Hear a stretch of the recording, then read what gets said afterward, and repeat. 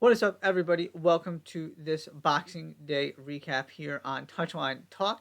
Thank you so much for tuning in. As always, be sure to hit that subscribe button so you don't miss any of the content I put out every single week.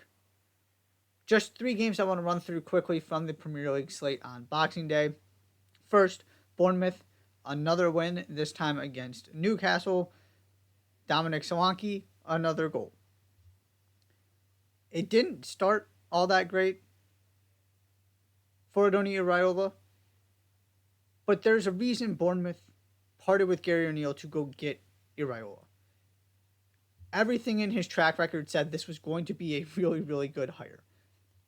Didn't immediately pan out, but over the past month or so, they have been absolutely fantastic. It is all coming together. You're seeing how good of a manager this guy is. Top half of the table now, within striking distance of a European spot if they can keep this up. And I mentioned Solanke. Dominic Solanke has now essentially played 3 full seasons in the Premier League. He has more goals this season than he does in his previous appearances in the Premier League for Liverpool and Bournemouth combined. Over half of his goals have come this season. That is called really good coaching, because one of the questions I have had since Bournemouth came back up is, can he be the guy? I was never convinced that he was able, because he had never been able to score goals at the rate that you need in order to be a mid-table, a team pushing for Europe, and that be your primary goal scorer. Iraola has come in, and right now Dominic Solanke is producing more than he needs to for Bournemouth to have a really good season. Question now is how far they can go and if they can keep this up. Second game, 6-pointer at the bottom of the table. Luton Town take the lead, fall behind. Carlton Morris comes on and creates 2 own goals to give Luton Town a 3-2 win over Sheffield United. Sheffield United absolutely had to have this game at home. Not only did they not win, they didn't take a point from it. There was some positive signs earlier under Chris Wilder. I just never thought he was going to be a big difference maker. Maybe the new manager bounce gives you a little bit of a boost, but they need more than that. Luton Town, on the other hand, have at least gotten themselves back into the conversation. It looked for a second like the relegation race was pretty much done and dusted. Everton take a couple of losses. Now Nottingham Forest are switching managers. Luton Town pick up a couple wins.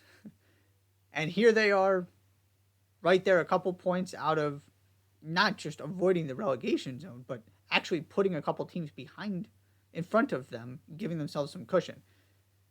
Still need to actually put up more points. They still need to be better than those teams the rest of the season, which is the big question for me. They are better than I expected. They are a team that is competent and probably overachieving a little bit. The Tom Locklear injury seems to have really galvanized this group. Hopefully he is able to come back at some point. We're going to have to see what exactly the diagnosis is and where he's at health-wise. Obviously, that's the top priority. I still just don't see what team they're going to catch. That is my big question at this point. Because I just simply don't believe Everton are going to drop enough points to make themselves a relegation candidate. Maybe they're not going to make it as comfortable as it looked like they might have. That is my question at this point. Is Luton Town are clearly not the worst team in the league. They're probably not the 19th best team in the league. I just don't know how you get to, are they the 17th best team in the league? But maybe it doesn't matter. Maybe they put up enough points here during this really good run of form that gives them a little bit of a cushion. Ultimately, though, they need to keep this up. It's been a really nice story. It's gotten them back into the conversation. Now they have to go build on that and put together not just a good stretch of 2 games, good 2-game stretch, but can they build this over the entire festive period? Can they continue it into the start of the second half of the season when teams see them a second time? But really, really great win. Great story, what's happening, and the fact that they're competitive and really putting up a admirable effort to avoid relegation. So hats off to Luton. Got to see where they go from here. And then your marquee game today, Aston Villa at Manchester United. Halftime looks like it might be Eric Ten Hag's last game in charge. Maybe that's a little bit of an exaggeration, but it was that uninspiring. Although the goals that they conceded, now Villa were certainly the better team and deserved their halftime lead, but it's a free kick that Onana just loses concentration, and they're trying to blame Leon Bailey for running away from the ball. He was just not involved in the play. It was just bad execution from Manchester United. And then the second one, you let Clement Langley get wide open off of the pick. He then centers it over. Dendocker puts it in. Really good finish. Just attention to detail kind of things. Then the second half, and basically just after that second goal went in, Manchester United become a completely different team, dominate the second half. Garnacho thinks he's got a goal. It gets taken away. He then just proceeds to score two more. Then, of course, the player to cap off the comeback, Rasmus Højlund, gets his first Premier League goal. Incredible celebrations. You could see how much that meant to him. And the thing I want to talk about here, because I am past the point of putting any real stock into any single Manchester United result. Too many times we've seen the highs, the lows, and it just keeps repeating the same cycle. Was it a huge win? Sure. Is this a really damaging one to Aston Villa? Yeah, especially because you had the game. And then you just fell apart. That kind of stuff can't happen if you're going to make a serious run of being in this title race. But on the United side, and it did work out conveniently that they ended up winning this game, because I was going to talk about this either way. I made this point in 5 things from the week. I want to talk about it quick on video. Every sign pointed to Erik Ten Hag being a really good hire. And that's important to remember. He checked the boxes. Any team in Europe wanted to hire him. Of course, that doesn't necessarily mean the hire works out. But it wasn't a bad hire. And Erik Ten Hag is not a bad coach. Look at what has happened to Ajax since he left. Has he been able to fix the issues at Manchester United? Of course not. Are they potentially in their lowest spot, at least before this comeback, that they have in the post-Alex Ferguson era? Quite possibly. And has he swung and missed on some major transfers? Onana, Antony, absolutely. I'm not trying to absolve him from responsibility here. And maybe he's just not a good fit at this club. But it did look like for a second that his sort of structure and order and strict approach was actually working. And then it fell apart again. So I'm not going to fall for it and believe something's going to change this time. But with this game, with the takeover, that is the bigger issue here, and you cannot lose sight of that, because we love to just put all this responsibility on coaches.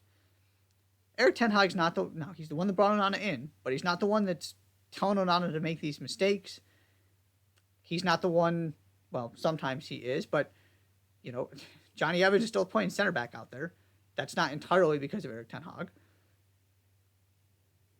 His striker he bought just scored his first Premier League goal. I mean, you can go down the list of things that he is somewhat responsible for. But what I want to present is how many coaches would actually be able to go into the chaotic environment that is Manchester United and immediately turn it around, or turn it around, period.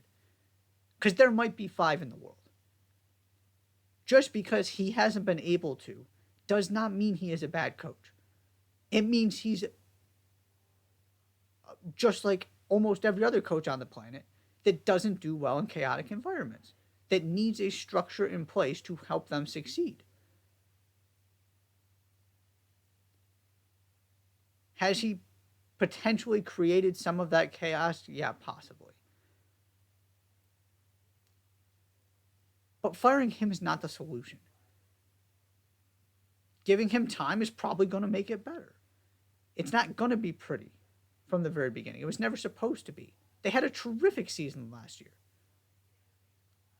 that can't get lost just because they're struggling this season. When some teams have really elevated their game, when they didn't do that much to make themselves better over the summer, they've had all these injuries. We just put too much weight on coaches sometimes and think that they are the reason for success or failure. And a lot of it is much more structural and it's above their pay grade. So with this ownership takeover, with the change in who is overseeing the Manchester United structure, that is the big question for me. Firing Ten Hag or keeping Ten Hag is not what's going to determine whether this is successful or not. I believe he can do the job. But he can only do the job if the people above him also do their jobs, because that's where Manchester United have failed. And almost every time, that is where the difference between the really well-run clubs and the poorly run clubs shows itself. It's why Brighton can be right there with Manchester United when there is absolutely no reason in the world why that should happen. Or why Aston Villa can come in and be ahead of Manchester United in the table.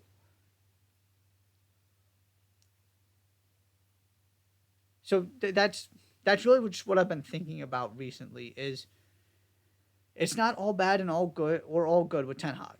Obviously, there are some things that he has done poorly and some mistakes he's made.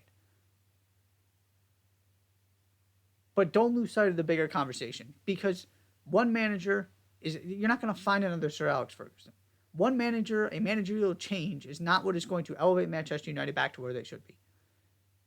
It has to start with getting everything lined up above the manager with the structure, the scouting, all of that stuff that has been a train wreck forever.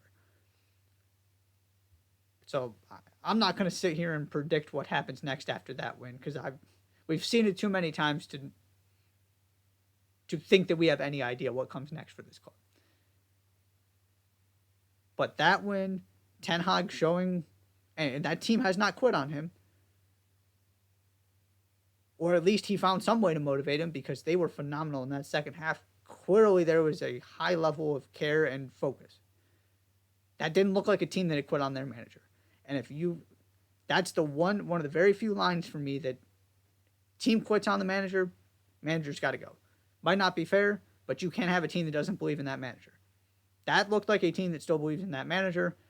So let's see if they can fix all of the other stuff long term. It is not going to be a short term thing. But you finally have a really inspirational win, some confidence, and the hope of a new ownership group that maybe this ultimately ends up looking different next year, 2-3 years down the road. That's where the focus needs to be, though. To me, wasting time talking about Ten Hag's job security is just, if the new ownership group wants a new manager, fine. To me, you're just wasting time by going through that process again. It's not like he became a bad coach overnight. And the fact that the club he left would be more than happy to take him back, and maybe he's just not the guy for United. But I would just... And it doesn't look the way I expected. That's part of it too. But huge win for United. Huge day for Erik Ten Hag. We're going to have to see what this new ownership takeover looks like. But finally, Manchester United, Rasmus Højlund have something to celebrate. That is all for the Boxing Day recap. Thank you so much for tuning in. Be sure to hit that subscribe button. I'll see you next time.